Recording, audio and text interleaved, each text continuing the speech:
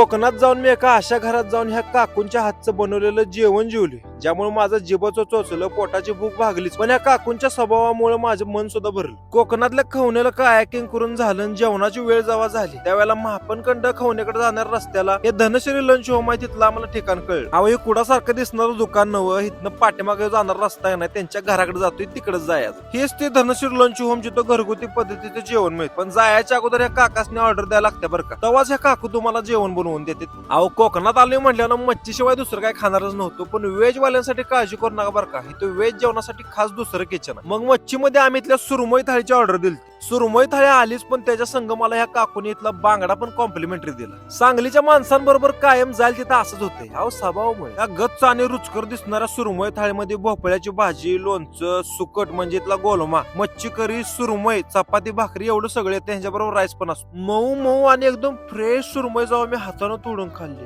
हा हा हा हा हा, लय भारी. ह्या थाळीतला गोलमा म्हणजे सुकट ही कधी आपल्याला खायची सवय नाही, पण एकदम छान वाटली. चपाती बरोबर ह्या थाळीतली मच्छी करी बी हाणली, पण साईडचा बांगडा तोवर म्हणला, मालक आम्हाला विसरला का काय, पण ह्यांची बी वायशी मुलाखत घेतली. बांगडा म्हणजे सुपर आहे गिराव. ह्या जेवणात अजिबात जास्त मसाला वापरला जात नाही, एकदम घरगुती जेवण आहे, त्यामुळे पोटाला अजिबात त्रास होणारच नाही. त्यात हे काका आणि काकू एकदम प्रेमानं वाढते, त्यामुळे एकदम घरात जेवल्यासारखं वाटतं. कोकणातल्या खवण्याला कधी गेला तर धनश्री लंच होमला जावा, पण जाताना फोन करून ऑर्डर देऊनच जावा.